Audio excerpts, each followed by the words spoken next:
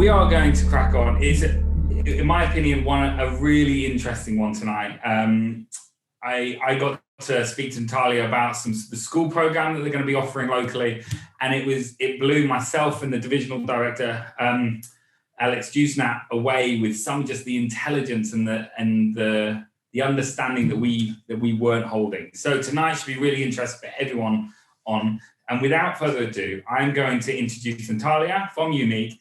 There's going to be leading us through tonight. So Natalia, over to you. Hello everyone. So I'm Natalia, this is Lizzie. She'll also be joining us, but that's why she's next to me. So just really quickly, bear with me as I figure out the tech here. Okay, brilliant. Dan, can you just let me know that that's all visible? Yeah, we've got it. Brilliant. Okay, cool. Webinars are a weird format because I can't see you all, but it's lovely to meet you all. So my name is Natalia. I am the Artistic Director at Unique Community Charity, which I will go into more detail as we go about. Thank you so much for joining us this evening. I'm really excited to kind of share this stuff that we've never been able to share before with you. And basically what we're going to look at is the Russia-Ukraine war and the effect the conflict is having on children and young people in our communities. So to start off with, this is really important and it will become more important as we go. But I would like to tell you who I am. So I am, where's my mouse? I'm trying to move something, bear with me. How do I move this, Lizzie? Can you see where my mouse is? There we go. 1 second. There we go. Oh, give me 1 second, everyone. I'm just going to move this to the other side. There we go. Okay, cool. So who I am is really important because this is something that is an ongoing theme and you will see it through the presentation.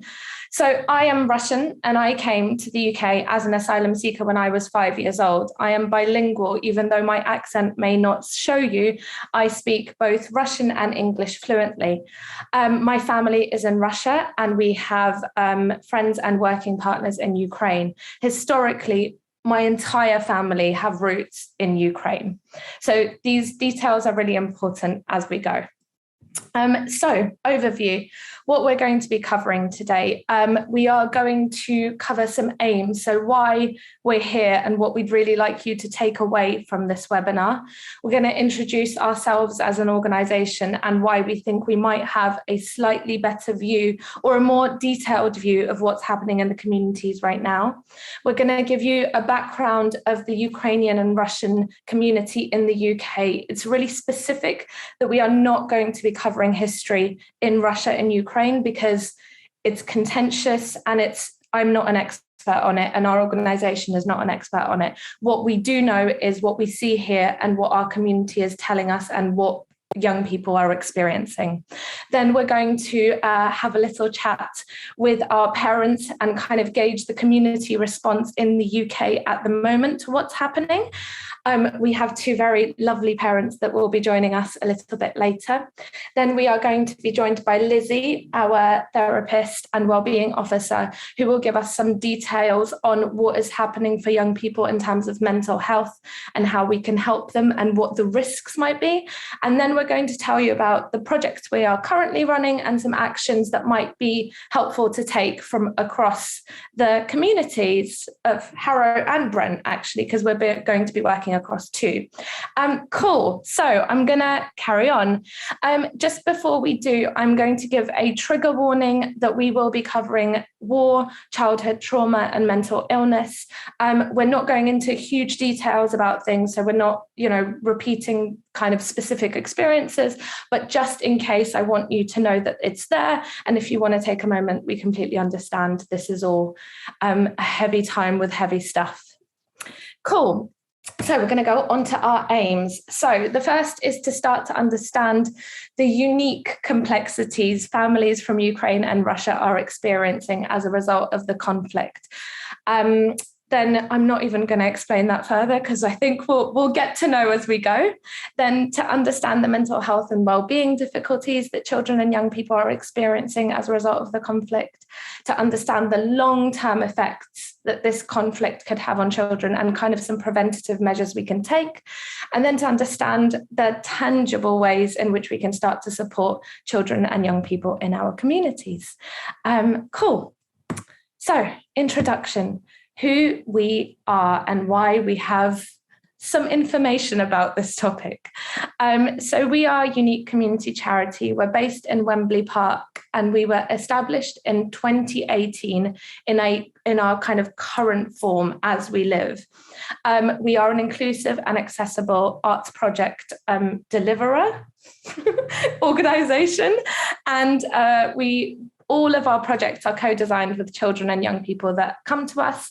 We have an arts therapist across all of our projects, which was something we brought in during lockdown because we realized that the mental health needs of young people were so extreme and so much bigger than they were before.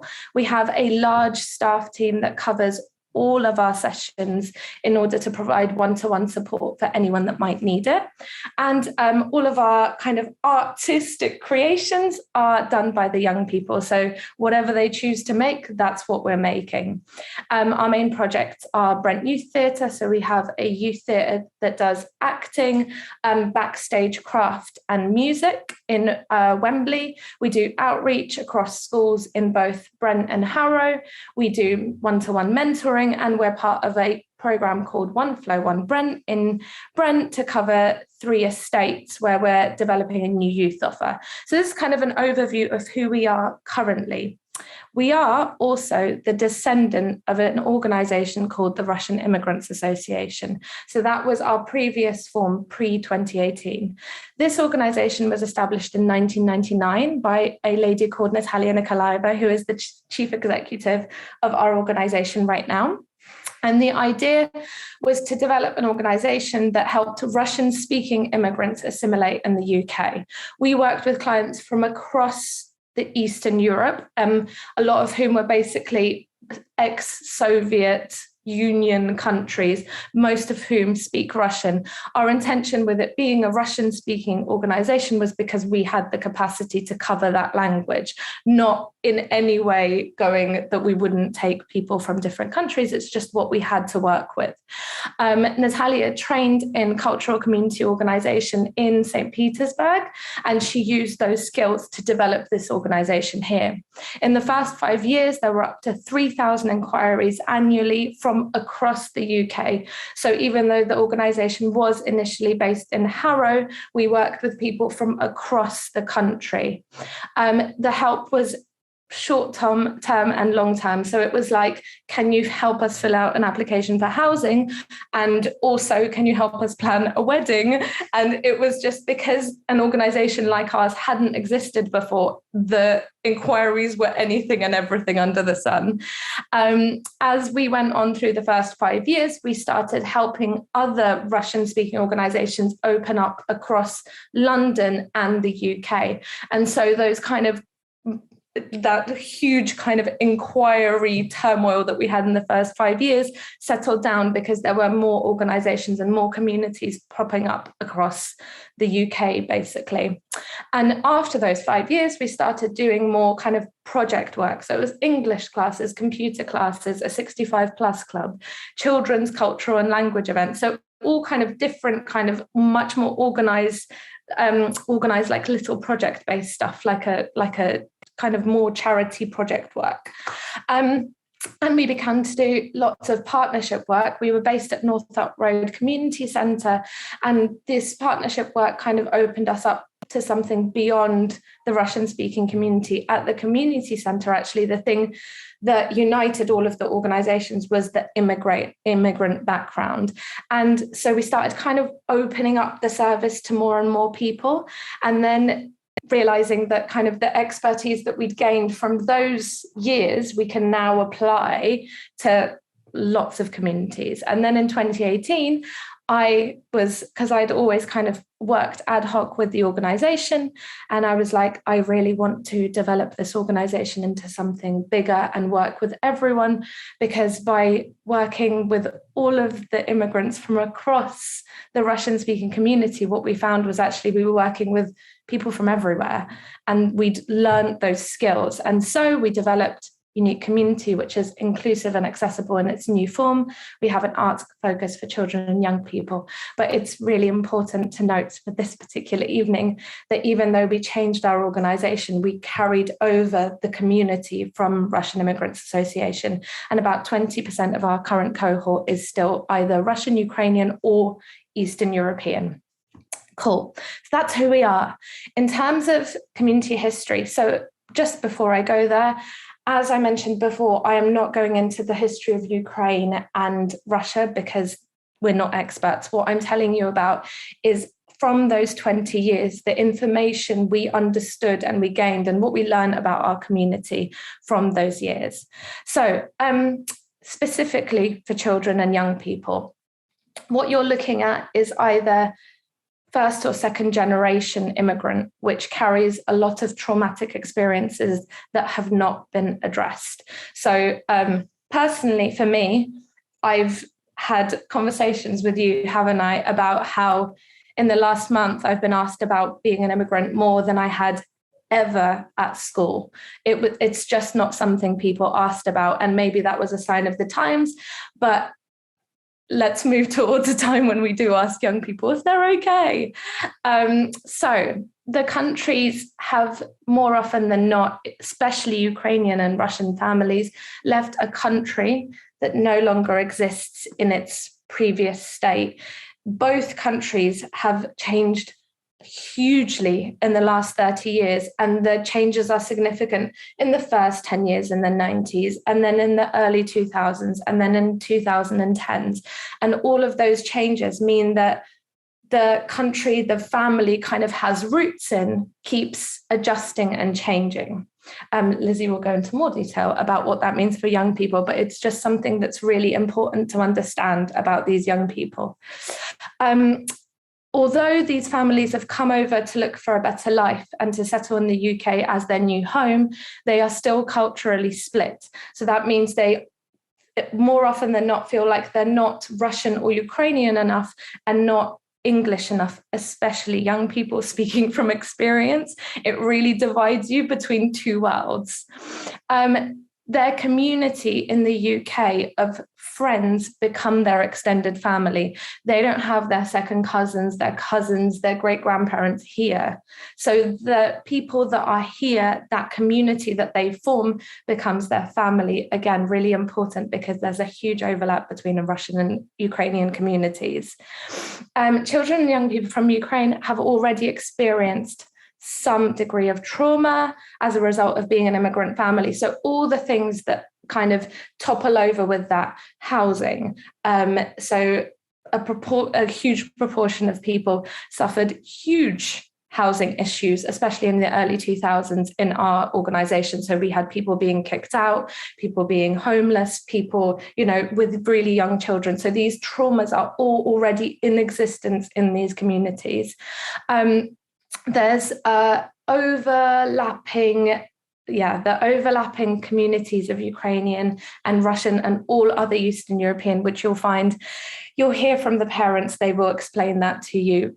We're all mixed together. we're all part of one community. And more often than not, the heritage has not been explored. So again, you'll hear from our parents that in the last month, have been talking to my parents going, oh, I have Ukrainian roots. I didn't know. Because the Soviet Union was so together that I don't think anyone really questions or discusses why they speak Russian, but they're from Ukraine or vice versa. Cool. And I think I missed one out there, that an overwhelming proportion of children and young people are living in single parent families, and there's a history of traumatic experience at home. 75% of the young people we work with are coming from those kind of families. Cool. Just a touch on a sense of the Ukrainian-Russian tension. So there's always been some. Historically, there is a lot, but again, that's something further reading you can read up on, which I'm not an expert on, but just a sense of it in 1999 when we first opened, and we asked people where they arrived from when they were helping, mostly because we were trying to fill out forms for them. They would say, we're from Ukraine, but we have a Russian grandmother, like, will you still help us? Of course we did, but that general sense of tension has always existed. Also, over the last 20 years, while Ukraine as a country has steadily been moving towards a freer, more European way of living, Russia has become more and more close. So it's just things to keep in mind. And again, not that much detail because I don't know enough, but just things to be aware of as we go through it. Cool. So community response, what we've seen so far. So there's conflict within communities, so differing opinions in the UK from family members between Ukraine and Russia. And that is really specifically when I told you that these communities form friendships here that are almost like a replacement for family. Those breaks in community are really affecting the children and young people. There are some Russian activists that are searching for pro-Putin Russians in the UK that have been pro-Putin over the last 10 years. So there's just, it may not be a direct hit, but it's things that we're aware of that we're like, okay, we've noted that's just, it's in the air, you know. There's been some really positive stuff. So we've had some communities of Russian Ukrainians kind of like hugging and crying together and being there for each other. And there's been some really, really great positive stuff there. So that's worth noting. There has also been some bullying at school that we've seen. There's some moments of Russians being mistaken for Ukrainians, which is also significant because a lot of Ukrainians speak Russian. And, you know, there's, again, the overlaps of these communities are very much a part of the complexities of this situation. There is a general air of anti-Russian rhetoric, and our young people, one's not even Russian and Ukrainian, we've heard it in the air, we've seen it. And we have, for example, child A, who has expressed not feeling at all worthy and has previously already experienced some bullying externally from about being Eastern European. So we know it's happening. It's not currently as critical as we were scared it would be, but it's there, it's in the air. Cool. I'm now going to invite two of our parents, Vera and Katrina. Can you turn your cameras on? Amazing. Hello.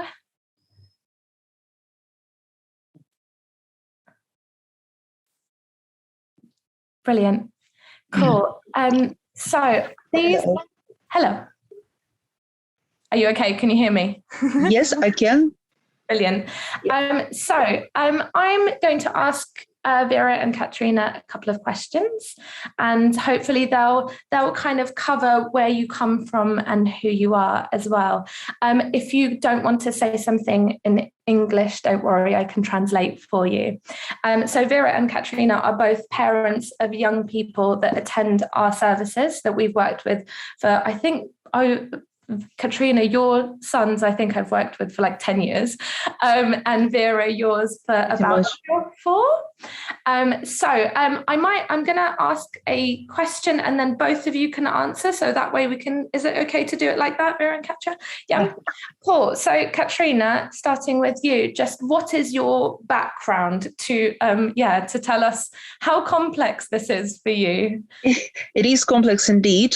Living here for 15 years and came from Crimea, Ukrainian from Crimea, living in Odessa for 5 years, very much mixed. Always considered myself as Ukrainian, however, Russian speaking, as Crimea used to be very, very much Russian part of Ukraine, historically wise, probably. So whatever is happening now, first of all, thank you for positioning the words correctly. It's not conflict or it's not a special operation as it was stated in quite well-known mass medias. It is war. on the big scale, it is war. And there are mixed feelings having parents, very close family back in Crimea still there, and the rest of the family, very close family in Ukraine. So I need to balance really in between, because when I speak to my Crimean relatives, they hurt, they speak, but they worry to speak. They worry when they speak, and they very conscious to speak because they're not allowed to.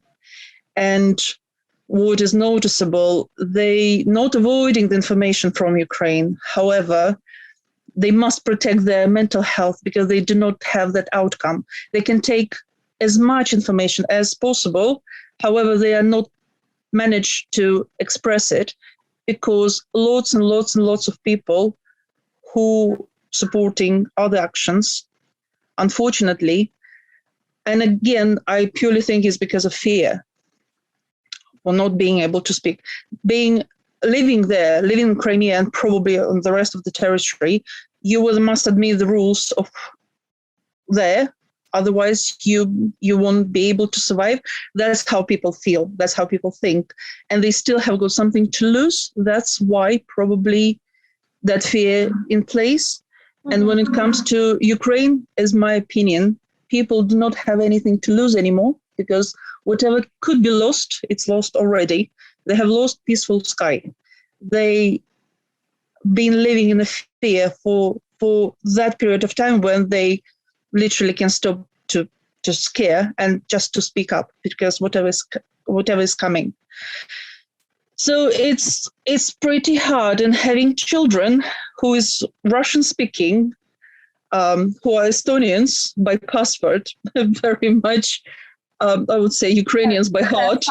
Their father is Estonian, isn't he? Well, their father is another question who he is, because his mom is Ukrainian, his father is Russian, and having Russian surname, but being born in Estonia, not knowing Estonian language, but being called Estonian is quite complicated. It's like many store building, which you can be lost in that history. So it is hard to explain the feelings.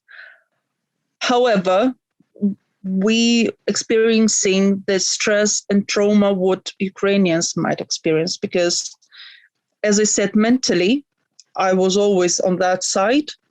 Yeah. And bringing up children as a single parent, what you mentioned, obviously I'm projecting that feelings on my children and they copying that as well. Yeah. And I can see how it affects them, and I can see how they try to deal with their emotions and what sort of questions they started to ask and what sort of feelings they're experiencing and how they try to deal with it. So, yes, there are some situations back in school when, because they're Russian speaking, they try to speak Ukrainian. It is hard when you're not speaking Ukrainian. You can understand, but you cannot speak. You can try, but you cannot. And yes, there were some situations with my older child when he was called Putin, when he doesn't have anything in common with Putin because he has got Estonian passport, he's Russian speaking, and his mom is Ukrainian. But he goes to Russian speaking school. So kids at that age, probably they quicker to make some decisions without deeper thinking why. So he wasn't affected mentally as much because he was quite supported straight away by teachers and by peers. But that's happening. Unfortunately, that's happening. Mm-hmm. Cool. Vera, can I ask you, thank you, Katrina. Vera, can I ask you what your background is? If you want to say it in Russian, I can translate. What is my background? Yeah, so where are you from? I'm from Ukraine. From Ukraine, brilliant. And yes. Your partner? My husband from Bulgaria. Brilliant, cool. And is there, so you've, if it's okay to say that you've recently come back from Ukraine? You were in Ukraine recently. Yes, I have been there. And I have been there when it war starts. So And what is can how? I Okay, don't worry. it's better to ask questions or something? Don't worry. How What to say this? is there anything you've seen of what's happening with Alexei? Like just generally his feeling, how he's doing. How do you think he's doing? I'm not sure if he has if he affected about that war. It's sure inside he affected, but he do. I can't see on his. Mm-hmm. He's not like talking about it. No, he don't like talking about what's happened in Ukraine.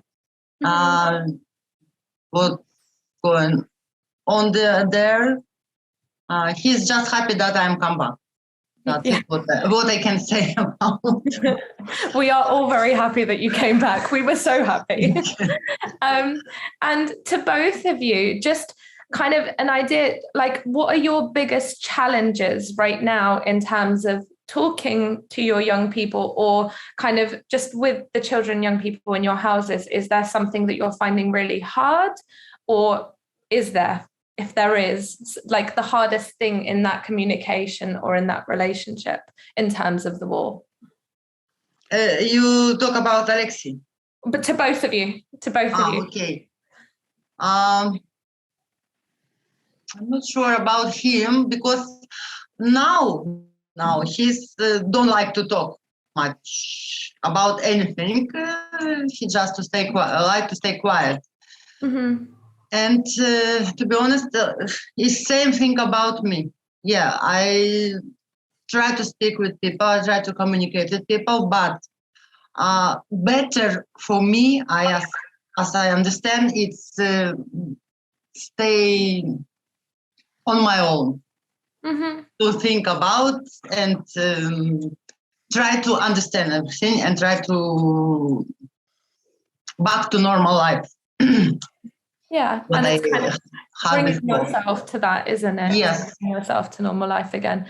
And Yeah. Katrina, what do you think is your biggest challenge at the moment with the boys?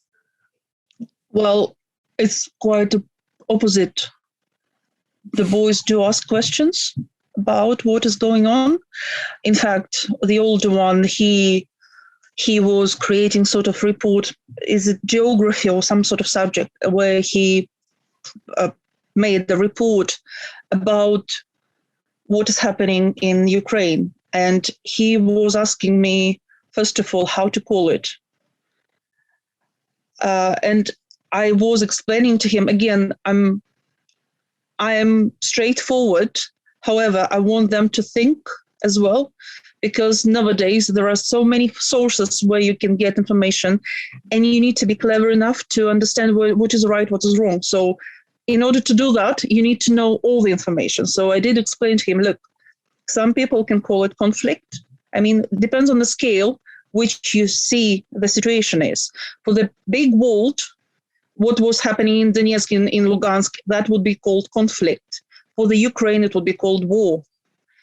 What is happening now, I definitely would call it as a war. However, people back in Russia, they would call it special operation. So you need to know that information as well to make your opinion, make your decision. And I did, as I understood it, as my family would understand it, as my friends or whoever I was listening, or whatever sources I was listening to, I tried to explain him from, let's say, from 2013, what was happening before in order what is happening now. But again, that was my opinion. And I encourage him to look for another information, another sources, and make that decision how he sees that. And obviously he would listen to the closest sources. But that was a bit of a challenge to to speak child language, for him to understand, even though he's 13, he's still a child, for him to understand and to be able to produce that understanding on the paper, to represent it at school, how he feels it, how he sees it. Yeah. And obviously challenging questions, how are they back home? Did you call to auntie? Did you call to grandma? Did you call to this, that? And when I feel hurt for the people there, but I need to tell them they safe, they okay, but them, thankfully, they don't know that experience. And okay for us is different to okay there. And opposite Vera, I think I cannot keep it in. Otherwise, I know how it would build up. And the same with children. They speak up, and I'm encouraging them not to keep it in, but speak it up. Mm-hmm. Unfortunately, what I noticed, my little one, when he speak it up in his school, because school is multicultural, he was heard, but not enough, because he has started something, but he didn't feel encouraged that direction, which is sad, because he still wants to. He decided to support Ukrainian community back in Poland. Somehow he decided to, whatever he managed to gather by making something, he would transfer to Ukrainians, but who is in Poland, because somehow he knows that Polish people supporting Ukrainians, and it's quite getting very, very hard. Mm-hmm. And I did explain him, it is in Poland, it is in other countries, and the main support happening in Ukraine, because people who ever in very dangerous zones, they needed to run to the safer zone, which are my relatives, in fact. They're still in Ukraine, but they moved from dangerous zones to somewhere where it's quieter, but you cannot say it's okay. You say it's okay, it's comparing to what? Yeah. And it is very hard. The hardest part is when my relatives asking me, how are you? Because I feel ashamed to tell them how I am, because I'm fine, because we're good, because children go to school, because they go to different classes and take part in different activities. And I'm sorry, I'm getting a bit emotional about it. So yeah, that's probably the hardest part, because you understand in which condition you are and which condition they are. Mm-hmm. And thankfully Vera is back, at least one is back. We can calm down. For the webinar attendees, we had a celebration because Vera came back quite recently, so we're all very relieved. For context, just really quickly, we've got about 2 minutes left for this bit. Just if you have anything, you don't have to have an answer to this if you don't have one. But I think, Katrina, we were talking about this already, of what would be most helpful to you and your children right now, and I think you had an idea. I don't want to say it for you though. Well, even how I see it, it's probably that recognition and support for that inner flow. It's, I do understand we live in multicultural city. I'm not talking about the England, because other parts of England, they focus on Ukraine. When you travel in very small, short villages and see Ukrainian flag, it's unusual, and it's sweet to tears. But living in London, where it's multicultural, and going to school when it's about 90 or 59 nationalities, and when you say, look, there is something going on in Ukraine, they say, yeah, we feel sorry for you. And do you remember? And we've got another people from another countries who experiencing something. And we are not egoistic, but at this moment, when that happening there, we were supporting there. This moment is about, that recognition. We're going to crisis.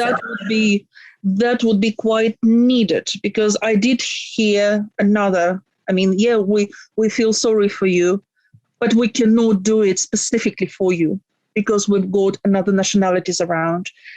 And that was quite sad to hear. And as I said, my little one, his motive was that energy to do that. It wasn't that greatly supported. And I think that's a bit sad on in that circumstances. So recognition and support, I think. I would say recognition and yes. Vera, do you have anything that you think would be helpful to you right now? I even don't know. It's okay. That's also okay. But, I'm sure something will be helpful, but I can't say right now. Maybe Okay. I recognize something that would be helpful. At the moment, I just want to relax and try to don't think about. I can't, but I try. Yeah, fair enough. Just to keep my mind quiet. Yeah, to keep your mind quiet. Just this, yes. And I guess the best thing we can do is recognize and support. Recognize that that's what you need. Yeah, well, I'm also recognized and support, but I can't do anything for my country right now. Yeah, I want to do a lot of things. I want to maybe kill someone. I want to finish this war. But I can't. So it's better for me right now from that time when I come back. Maybe after 1 week I will do something. Yeah. But right now I am so nervous to do something. It's better to stay quiet. To rest, I think you deserve all the rest. Yeah. All the rest. Take a rest for few days. For as long as you need, Vera. For a few days enough. It will be enough. Thank you so much, Katrina and Vera. We are so grateful for you for coming along. I'm going over to Lizzie in a second. So if you can turn your cameras on, but thank you again. Thank you. Welcome. Cool. We're now moving on to Lizzie, who will be talking about what's happening for our young people at the moment and what risks there are. Great. So.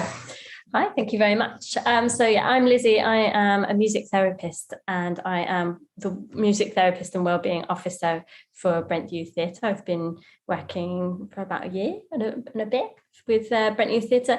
One of the parts of my role is that I spend a lot of time talking to young people. They know that I am a person to come to when I'm just going to have to turn the light back on, run a timer. When things aren't feeling okay, they know that I'm an ear that will listen and someone they can come and speak to. And then I can also find pathways for help outside of our organisation by getting in contact with schools and other organisations. Over the last couple of months, one of the biggest issues that we've been seeing with our young people is a feeling of shame and guilt. And what's really complicated is that they don't always understand where these feelings are coming from, and they don't know how to process them or how to express them. So it gets very, very confusing. And especially as our young people are still forming their core identities and still developing. And what we're seeing is this question coming up in a few of our young people who have a Russian background saying, am I inherently evil because I am Russian? Am I bad? Does this mean I'm bad? One particular young person asked me, he said to me, you don't have to waste your time on me anymore because I'm Russian. So you can see this is really impacting their sense of identity. We're seeing a lot of young people who are wanting to change their names to make them sound more British. And if you use the Russian pronunciation of their names, they feel a bit timid. They feel a bit shy about that. We're also seeing a lot of young people who are reporting that they're experiencing bullying and hate at school. For some young people, it's as simple as comments and insults thrown around in the playground. For some people, it's more serious. They're getting into physical altercations at school or having verbal arguments.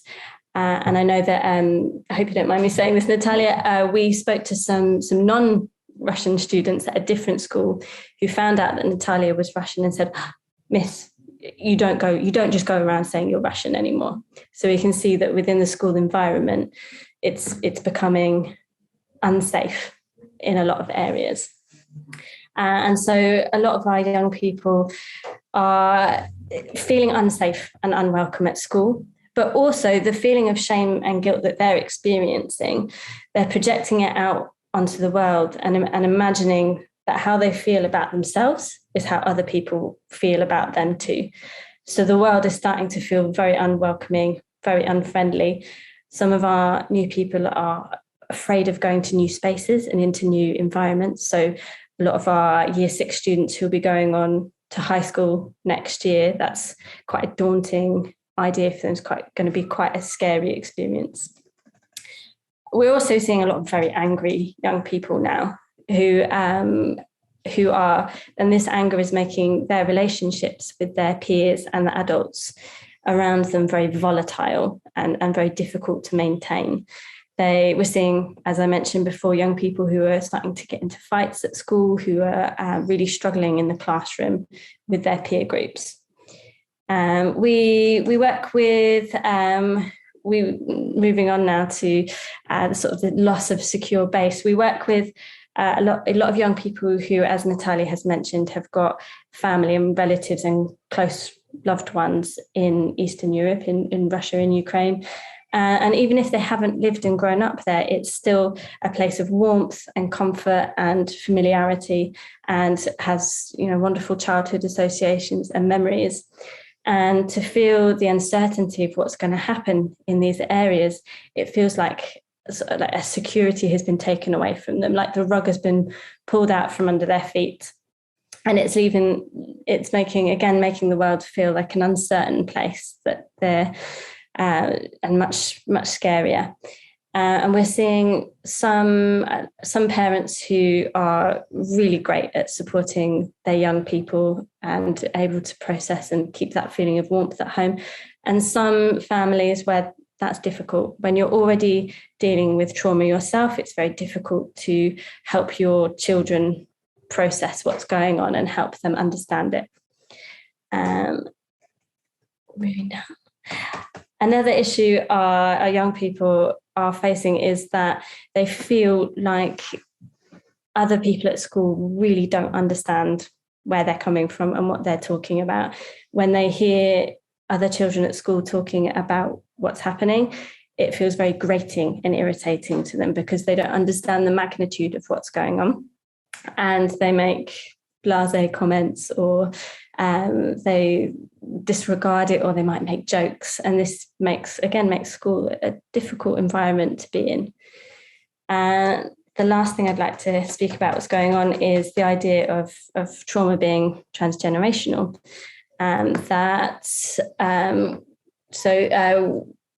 Trauma experienced by parents can be passed down to their children in a ripple effect. Some families are in a great position to be able to help their children process the situation and talk about it. And for others, they're just less equipped to help their young people understand what's going on and make them feel secure. Can we change slides? Thank you very much. So we're going to talk about what some of the risks are long term now.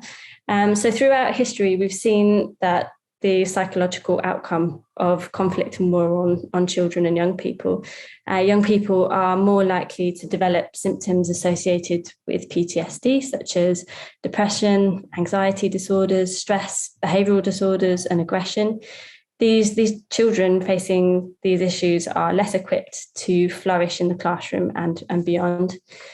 There is a likelihood that the young people's confidence and self-esteem will be affected, and it may cause them to experience feelings of self-loathing and self-hatred and anger towards themselves and also those around them. And they may even begin to start feeling that they deserve that hatred. And this will be very negative for the relationships that they are forming. It will hinder their ability to build and maintain successful, healthy relationships throughout their lifetime.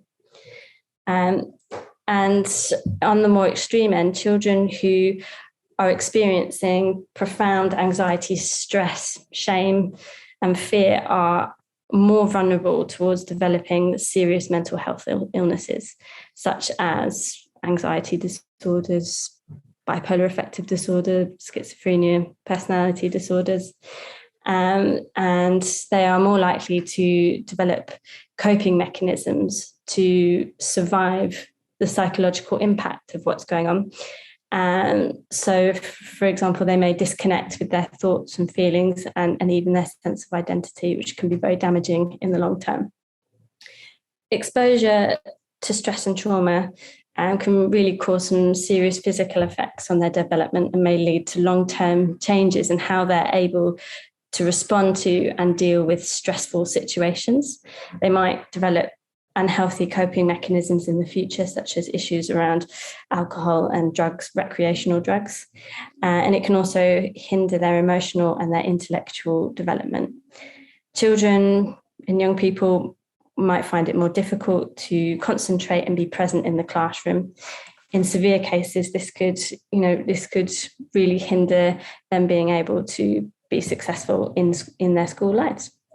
And the last thing to mention is the uncertainty for the future. So they may be left wondering what is going to happen, to the extreme, are we going to face another world war? And that coping with that anxiety and that stress can be just incredibly difficult for our young people as they move forward with their lives.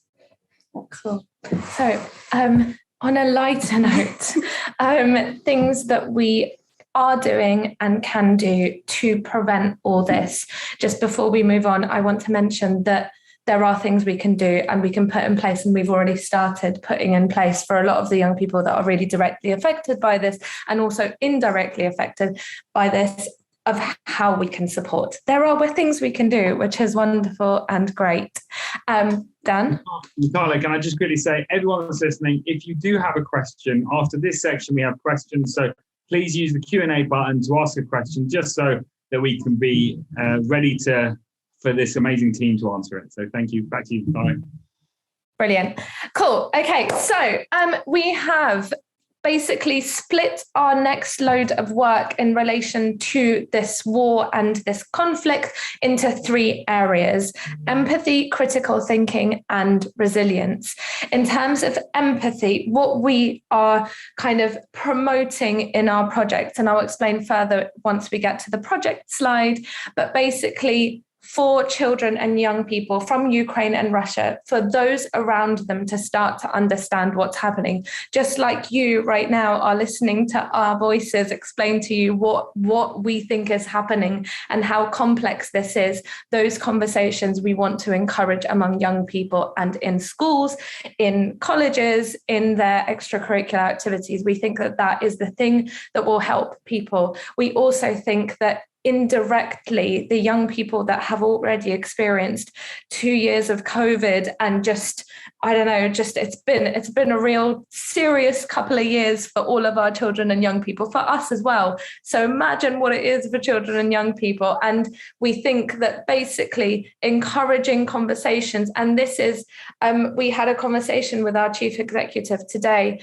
about how, imagine there's a young person from Ukraine and a young person from Russia, and maybe a young person, I don't know, who's just arrived from Afghanistan. And imagine that those 2 children are listening to the third, and suddenly they're all having a conversation going, isn't war awful? Isn't conflict bad?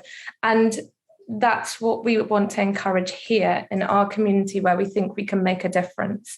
The second is critical thinking. So obviously, as Katrina very rightly said, there is noise of media everywhere. And for Russian and Ukrainian children, some have Russian news on at home, which becomes completely discombobulating and confusing, which we've experienced with some of our young people. And what we want to encourage is for them to maintain some core values of like kindness and respecting each other and listening in amidst that noise. And then the final thing is resilience. And our resilience work is a little bit more focused with those that are really directly affected. And we are developing an arts therapy project where we take our young people through a series of therapy, which I'll tell you about on the next slide. So our current projects, the things that we are actioning right now is our artistic program as part of our youth theatre is this year very poignantly called Stories of Survival in Times of Turmoil. We actually designed the project prior to the war, but it was already fitting in a very extraordinary kind of circumstances world, and now it's ever more fitting. And there we are developing a comic book that will be based on stories of survival in times of turmoil from around the Brent and Harrow borough. So if you would like to tell us a story, then we are always open. Our contact details will be with us at the end, but the idea is that young people start to learn from these stories. In everything, we are encouraging conversation and empathy. The more we talk to each other, the more we have spaces like this where we can tell you about our experience and you can tell about yours, the better we are all able to cope with everything. We are also creating a musical and an animation, all part of that same project. We are also offering free empathy and critical thinking workshops. These workshops are based around a story where we will basically take the hour to explore this story through games and activities where young people have to make critical thinking decisions, where news and media is giving them ideas and they have to figure out what they think is correct. And also they will start to kind of act through and learn through a migration story. But it is a story that we have on purpose kept light, because then we have an hour space for anyone that would like further conversation, and those spaces will be a therapist will be present for the entire time, and for the workshops a therapist is present for the entire time. We have the safety of the therapist, and anyone that we think may need it will be signposted onto further services. We are similarly doing an arts therapy project for resilience building, because a lot of these communities trust our expertise with understanding the Ukraine-Russia tension and just historically how complex this all is. We would like to do a kind of short-term therapy course with our young people, and then for any further bigger needs we would direct them onto more specialist services. So these are the things we are doing, and we are open to having conversations about this and talking to you about things that you might want to do or things that you would like to join us in doing. We genuinely think, and I'm bringing this up as our final page because this is something we've been kind of having in the back of our mind for a year now, and it's all the more poignant now than ever before. There is no greater agony than bearing an untold story inside you. We think, I'm going to cry because it's what's happening over there is terrifying and scary and confusing, but this space that we are all in right now is wonderful and safe and positive, and there is possibility of preventing further trauma for our young people, children and young people, and that's basically what we're after together, and that's why we're so grateful that you've come and listened. I've got questions and I've got the contact details as well, but I'll share the slides with Dan. So yeah, questions. I can stop sharing now. How do I stop sharing? There we go. I think a sign of the depth of what you've spoken about is in the answer that there wasn't any questions. It's been a fantastic Talia and the whole team for everything you said tonight. And this, our work with you has been massively supported by the council. I know I'm going to introduce Graham just quickly, who's the leader of the council. as a borough that has committed over the last all over COVID, but through the Afghan crisis and now through this crisis and war, to try and help locally. We're piloting something with yourselves for 10 schools, which is amazing. So if there's any schools on the call, you should have had a notification from Paddy, the Divisional Director of Education. But if you haven't, then get in contact with someone from Young Harrow and we can link you to be one of those schools and pilot. But Graham, can I pull you on to say hi? Yes, good evening. Nice to see you again, Dan. You've done a lot of work in Harrow. I just want to say 2 things. I was listening very intently to what was being said, and it was the last part that Natalia was saying about the most frightening thing of all is having to leave your country due to war. Now, we've seen it through the Syrian crisis, Afghanistan, and now Ukraine. But it's not a war that even the Russians are supporting. So I think, in a sense, what we need to do is, in Harrow, it is a safe place. We're a very diverse community. We get on with each other. But what's more important, what we can see through COVID, is how we support each other through that sort of crisis. And now we must move forward and support people who are coming here in crisis. If your neighbour was sort of in trouble, you would help them out. If your friends are in trouble, you would help them out. And this is no different, really. So it's how we support these people at a young age, and this is, I think, is the important points that's coming through. How we support people at a younger age will set out how their life develops as they get older. Otherwise you end up with, we've seen quite a significant increase in people suffering from mental health and trying to access services. But left unsupported, it can really damage people's long-term life. So in Harrow, we're very proud of sort of reaching out where we can, the support we can do. But we can't do it as a council, as a leader of a council, we can't do it on our own. So that's why we're working very closely with the community sector, the voluntary sector, but also reaching out to everyone that, we should support anyone who comes through like this. And so because I can see that most people really want to go home, to their own country and sort of live there in peace. So while they're here, I think it's a really good job that we should support everyone. Totally agree. And I know there has been a borough-wide support of families going to be hopefully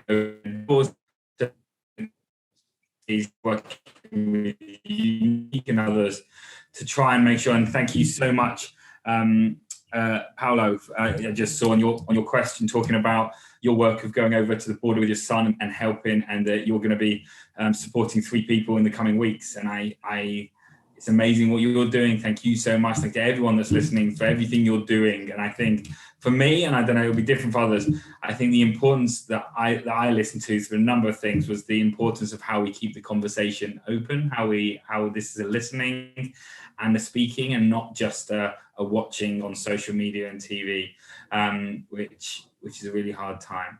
Well, thank you all so much again. Natalia, I'm going to let you have the last word of the night. What would you like to say before we close?